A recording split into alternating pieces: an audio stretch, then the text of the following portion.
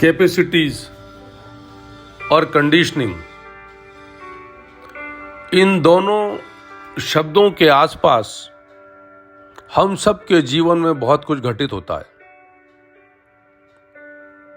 यदि कैपेसिटी यानी क्षमता की बात करें तो हम सब में समान क्षमताएं, अपार और असीमित संभावनाएं हैं, लेकिन कंडीशनिंग अलग अलग होने के कारण सबकी लाइफ में, सबके जीवन में अलग अलग प्रकार के परिणाम और घटनाक्रम घटित होते हैं। विडंबना यह है कि दुनिया में प्रयास और अभ्यास किया जाता है कैपेसिटी बिल्डिंग का, क्षमता उन्नयन का, क्षमताओं के विकास का। वो गलत भी नहीं है,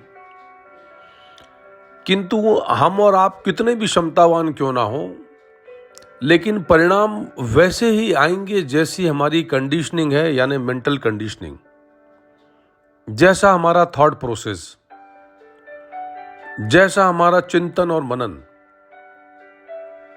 दो चीजें हैं, सेल्फ टॉक और सेल्फ थॉट, दोनों बिल्कुल अलग हैं।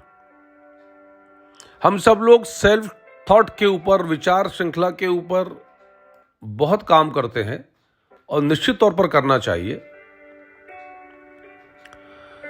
किंतु विचार का प्रारंभ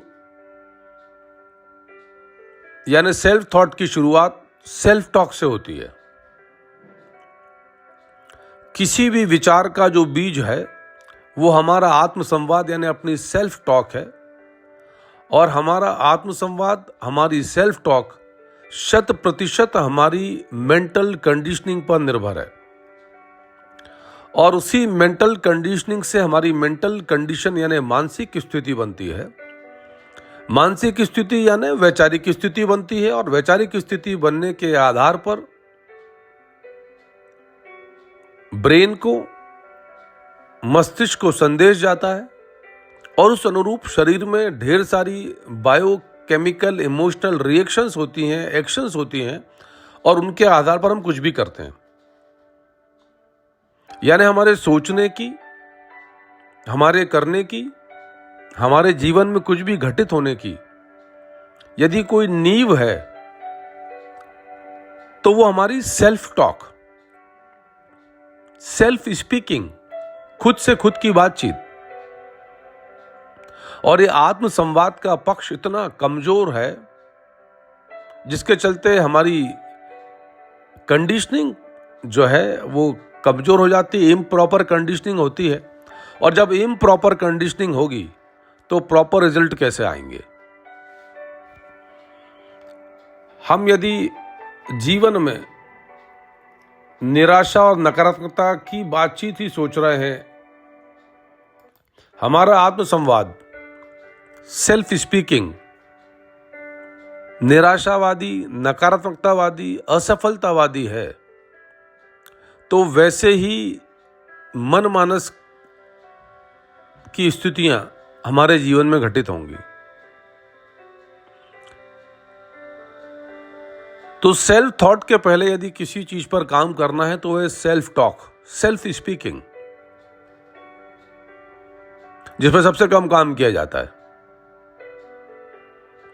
यदि नींव सेल्फ स्पीकिंग है, अपने आप से अपनी बातचीत के आधार पर हमारी कंडीशनिंग हो रही है, तो बहुत जरूरी है कि कंडीशनिंग पर ध्यान दिया जाए।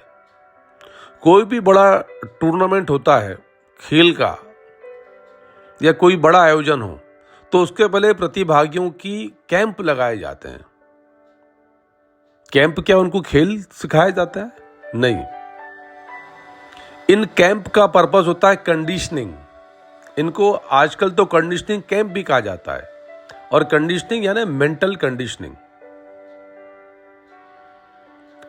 जीवन का कोई भी क्षेत्र हो, घर, परिवार, व्यापार, किसी भी क्षेत्र में जैसा सेल्फ स्पीकिंग हमारा है, जैसी सेल्फ टॉक है, वैसी सेल्फ थॉट डेवलप होगी, और इसकी को बोलते हैं कंडीशनिंग। तो कैपेसिटी पर तो काम करना है, पर हमारी कैपेसिटी का इम्प्रूवमेंट, कैपेसिटी का डेवलपमेंट, हमारी ग्रोथ, हमारा डेवलपमेंट मुख्यतः प्रथम रूप से हमारी खुद से खुद की बातचीत पर निर्भर है, जो हमारे सोने के अलावा अनवरत जारी रहती है, बराबर निरंतर। आप अभी ये ऑडियो सुन रहे हैं तो भी आपकी सेल्फ टॉक कंटिन्यू है, और वही सेल्फ टॉक आपका थॉट प्रोसेस बना रही है, और इसी थॉट प्रोसेस की बेसिस पर आपका सब कुछ निर्धारित होगा।